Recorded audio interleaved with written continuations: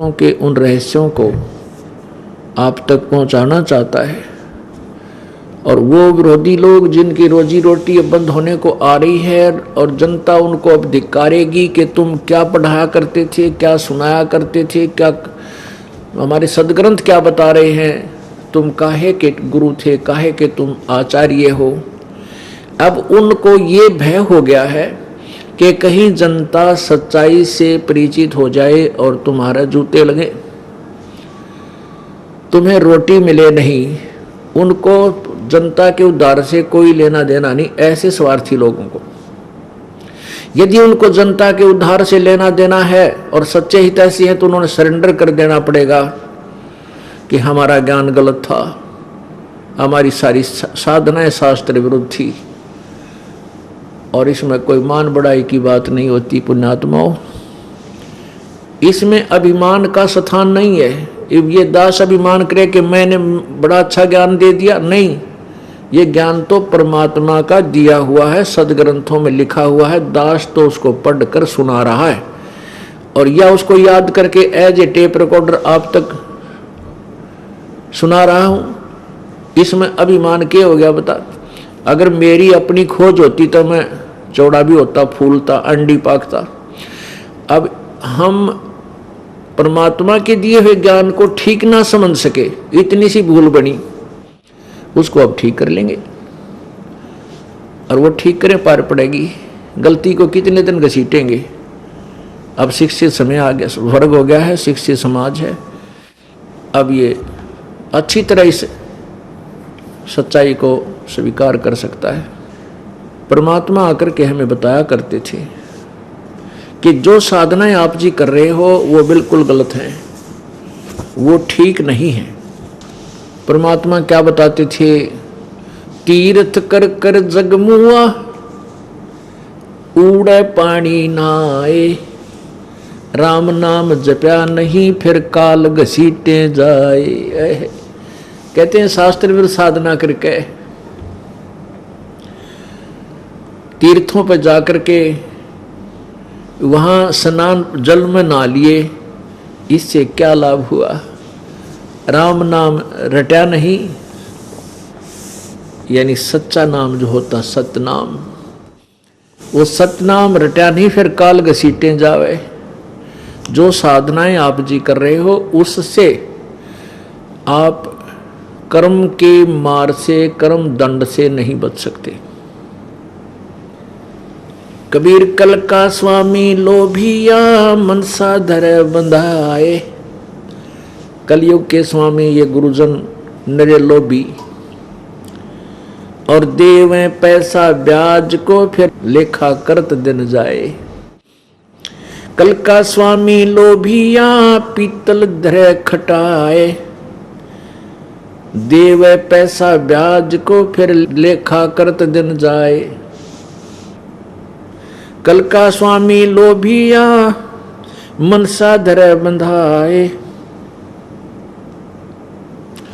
देवे पैसा ब्याज को और लेखा करत दिन जाए। कबीर कल का स्वामी लोभिया पीतल धरे खटाए, राज द्वारे यूं फिरे जो हरियाई गाए।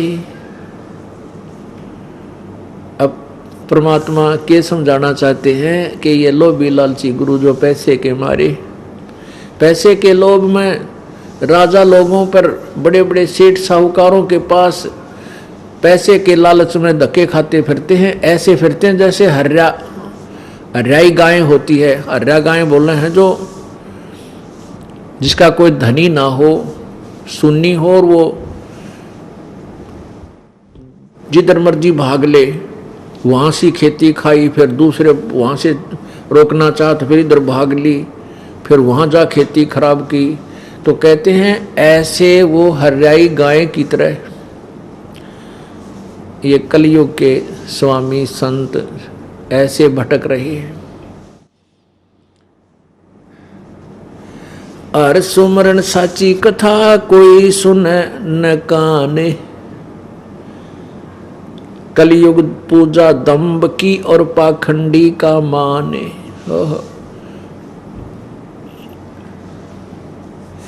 हरि सुमरन और साची कथा, सत्य कथा यानी तत्व ज्ञान और परमात्मा की भक्ति। कोई सुने है कान, यानी कोई लाखों में एक आध भगत इस तरफ प्रेरित है, और वो प्रेरित है वो किस चीज को ज्यादा मानता है? कलयुग पूजा दंभ की और पाखंडी को माने। कलयुग में यानी जो लोग दिखावा पाखंड करता है उनकी ज्यादा पूजा होती है, उन संतों को ज्यादा महत्व दिया जाता है। ये कारण क्या है कि हम ज्ञान से अपरिचित हैं, इसलिए इन दंभ पाखंड करने वाले संतों का, गलत ज्ञान देने वाले ऋषि में ऋषि नकलियों का दाव लगा हुआ है। इस दास का उद्देश्य है कि इन सदग्रंथों को हम भी समझ सकते हैं।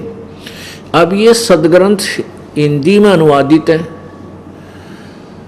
और कबीर परमेश्वर जी ने पहले ही आज से 600 वर्ष पहले यही सदग्रंथों का गूढ़ रहस्य अपनी कबीर वाणी में, सच्चिदानंद घन की वाणी में, वो सच्चिदानंद घन परमात्मा कबीर जी हैं, उन्होंने अपनी कबीर वाणी में वो तत्व ज्ञान जो सदग्रंथों के अंदर है, जो संस्कृत में था, वो 600 वर्ष पहले हिंदी में लिख रखा है। सिंपल भाषा में हिंदी में लिपिबद्ध करवा रखा है, कबीर सागर में, कबीर वाणियों में, कबीर साखियों में, कबीर दोहावलियों में, कबीर बीजक में। अब तक उस कबीर साहब के उस हिंदी लिपिबद्ध तत्व ज्ञान को हम नहीं मानते थे। क्यों नहीं मानते थे? केवल उनके दोहे दाहे अच्छे लगते थे, इसलिए कुछ दोहे लेकर के हम उसको गाते थे तो आत्मा को खींचते थे। वो परमात्मा की वाणी है। हम इसलिए नहीं मानते थे कि हम ये समझते थे कि सदग्रंथों का ज्ञान तो संस्कृत भाषा में लिखा हुआ है, वो कबीर जी नहीं जानते थे। हमारी भी यही टेंडेंसी थी। अब हमारी आंखें बन गई, आंखें हमारी ऑपरेशन हो गया मोतियाबिंद का, अर्थात अज्ञान हट गया। अब हम तुलना करते हैं सदग्रंथों से कबीर परमेश्वर की वाणी को, तो वो ज्यों के त्यों प्रमाण परमात्मा की वाणी में मिलते हैं, उस सच्चिदानंद घन की वाणी में मिलते हैं, जो गीता जी अध्याय नंबर 4 के श्लोक नंबर 32 में लिखा है कि जैसा कि 25 से 29, 30 तक, 31 तक जो ज्ञान बताया है कि कोई ऐसे साधना करता है, कोई देवता की पूजा करता है, कोई व्रत रखता है, कोई अहिंसावादी है, कोई केवल दिन अपना पाठ करके जो है ना स्वाध्याय करके ही अपनी साधना को कर्म पाप नाशक मानता है। ये इस प्रकार के बहुत प्रकार के ज्ञान चौथे अध्याय के 32वें श्लोक के इस प्रकार के बहुत प्रकार की साधनाएं यज्ञ परमेश्वर सच्चिदानंद घन की वाणी में विस्तार से कहे गए हैं। उस ज्ञान को चौथे अध्याय के 34वें श्लोक में गीता जी में कहा है कि उस तत्व ज्ञान को किसी तत्वदर्शी संत के पास जाकर समझ, उनको दंडवत प्रणाम करने से वो तत्वदर्शी संत आपको उस परमात्म तत्व का यानी पूर्ण परमात्मा का ज्ञान यथार्थ रूप में देंगे। तो वो परमात्मा ने पहले लिखा हुआ था और हम उसे ना समझ करके कबीर जी की वाणी को इतना महत्व नहीं देते थे। अब हमारे सब सदग्रंथों में वही प्रमाण है। अब तुलना कर लेंगे हम, क्योंकि हमारा मोतियाबिंद का ऑपरेशन हो गया। तो क्या बता रहे परमात्मा? तारा मंडल बैठ कर ये चांद बढ़ाई खाए, उदय हुआ जब सूरज का स्यों तारों छिप जावे। पुण्यात्माओं, अभी तक जो लोक वेद हम सुना करते थे, लोक वेद होता सुना सुना ज्ञान, जो अक्षेत्रीय ज्ञान है, किसी व्यक्ति विशेष का कहा हुआ बताया हुआ, और जो सदग्रंथों से हटकर है, उस लोक वेद के आधार पर हम श्री ब्रह्मा जी रजगुण, श्री विष्णु जी सतगुण, श्री शिव जी तमगुण को सर्वेश्वर महेश्वर मर्त्युंजय कालज्ञ सभी ब्रह्मांडों के रचनहार अजर अमर अविनाशी सुना करते थे और ऐसा ही मानते थे। वो लोक वेद था। ये अविनाशी नहीं है, ये सर्वेश्वर नहीं है, ये मर्त्युंजय नहीं है। पुण्यात्मा, ये लोकवेद था। अब परमात्मा का जो ज्ञान आपके समक्ष होगा, अब यहाँ आपको सदग्रंथों से रूबरू कराना आवश्यक हो गया, क्योंकि ये तत्व ज्ञान इतना उलझा रखा है। अब इसको सुलझाने में भी बहुत कुछ प्रमाणों की आवश्यकता पड़ती है। बगैर प्रमाण के ये तत्व ज्ञान आप 7 जन्म भी नहीं मानोगे, क्योंकि हमने लोकवेद गढ़ा पर रखा है और वो लोकवेद शास्त्रों के विरुद्ध था। अब आपको दिखाना पड़ेगा कि ब्रह्मा विष्णु नाशवान है, अविनाशी नहीं है।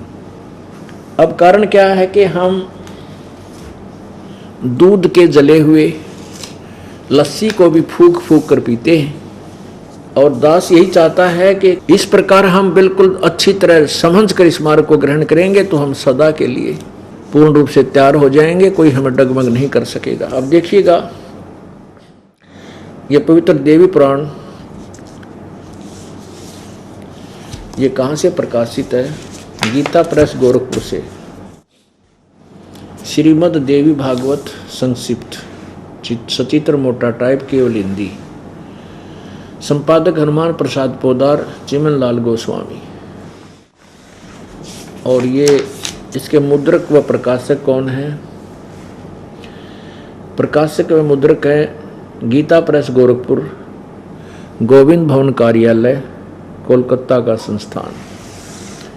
इसके तीसरे स्कंद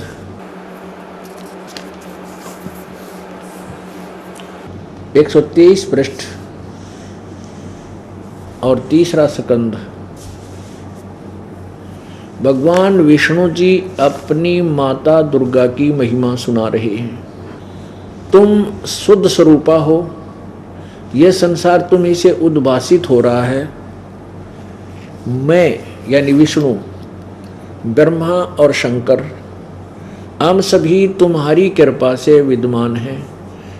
हमारा आविर्भाव माने जन्म और तिरोभाव माने मृत्यु हुआ करता है। केवल तुम ही नित्य हो, जगत जननी हो, प्रकृति और सनातनी देवी हो। प्रकृति भी दुर्गा को कहते हैं, ये याद रखना, क्योंकि गीता जी में आपका काम आओगा जब गीता जी, पवित्र गीता जी शास्त्र का, सदग्रंथ का आपके समक्ष अनुवाद किया जाएगा।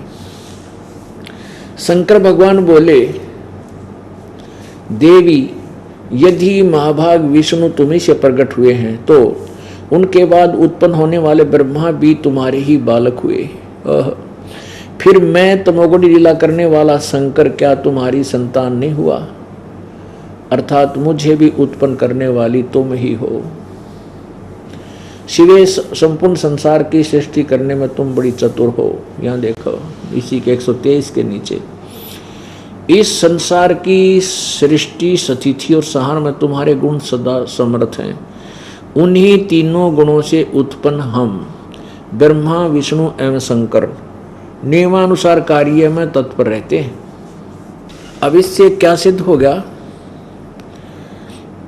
कि ये दुर्गा जो है इसको प्रकृति भी कहते हैं, और ये ब्रह्मा विष्णु महेश की माता है। और तीसरा ये सद्वा के रजगुण ब्रह्मा जी, सतगुण विष्णु जी और तमगुण शंकर जी है। और चौथा ये सिद्ध हुआ कि नाशवान है, अविनाशी नहीं है। ब्रह्मा विष्णु महेश खुद स्वीकार कर रहे हैं कि हमारा तो जन्म और मृत्यु होता है, हम अविनाशी नहीं हैं। अब प्रश्न चल रहा है परमात्मा की उस अमर वाणी का, सच्चिदानंद घन की वाणी से आपको वो तत्व ज्ञान सुनाया जा रहा है। तारा मंडल बैठे करिए चांद बड़ाई खाए, उदय हुआ जब सूरज का सैतारों छुप जावे। अब अभी तक हम ये ज्ञान सुना करते थे, ब्रह्मा विष्णु महेश अजरो अमर हैं, सर्वेश्वर हैं, महेश्वर हैं, इन्हीं की पूजा करने से पूर्ण मोक्ष प्राप्त होता है। ये सारी सृष्टि के रचनार हैं। ये स्वयं स्वीकार करते हैं कि हमारा तो जन्म मृत्यु होता है, और दुर्गा इनकी माता है। और इनका पिता कौन है? ये ज्योति निरंजन, जिसको ब्रह्म भी बोलते हैं, वो काल है।